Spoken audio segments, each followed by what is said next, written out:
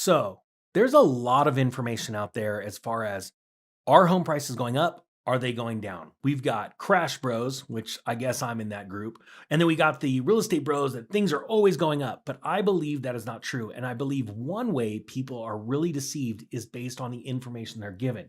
Let me give you an example. I'm going to jump over to Statista right now. And you could see this is the median sales price of new homes sold in the United States from 1965 to 2022. Now you could see a nice steady incline, except for that nice peak in 2005. And all of a sudden, then boom, we went down in 2010, boom, down in 2011.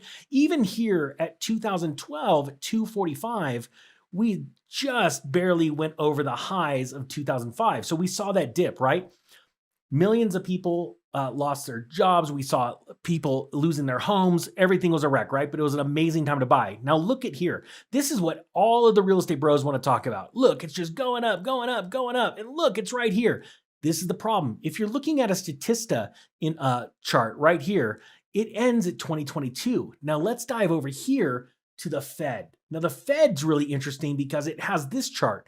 This is median sales price of houses for the United States, and it starts way back here, 1963. And as you could see, we had a little hiccup in 1990 where the median sales price nationwide dipped, and then it actually took a handful of years to get back up to normal. And then you could see the famous 2007, 2008, where we saw a peak at 257, 400, and then we saw it bottom in 2009 at 208. Now, it's really interesting that you get to see this chart is broken out into quarters.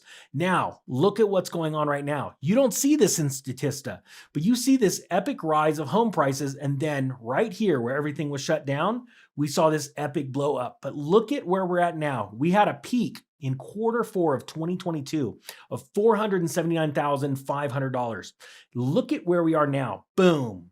Down here, we bottomed for just a little bit at 418.5 and just a little jump. Now, I want people to understand that seasonality, we see a rise in the summer, in the spring and summer. But the question is where are we going next? Rates are not dropping like the media wants you to believe they are. And I believe you're going to see sustained higher rates, even if the Fed lowers rates for a few quarters, 25 basis points and another 25, another 25. It's still going to keep mortgage rates at really high numbers. And I think you're going to see this as just the tip of the iceberg. Maybe a little jump from here, maybe to here. But in my opinion, that's a dead cat bounce. And I believe we're going to see numbers way down in here when you start looking at the panic that sets in as people start to move out of real estate. More sellers hit the market, fewer buyers, like we're already seeing, are jumping into the market because they're going to want to wait. So I just wanted to clarify that because there's a big difference between this right here peak and this drop and what a lot of people on social media and in the mainstream media are showing that, look, houses always go up. But remember, there was a ton of opportunity from this point in 2005, this year, and even these years. And the reason why, even though the price went up, there were fewer buyers, and there were fewer buyers that were able to jump back into the housing market because all of them started losing their credit score right here and right here. So pay attention to what you're learning, where you're getting your information from, and take in the all the information to make the most informed decision. All right, with that being said, let's get out of here.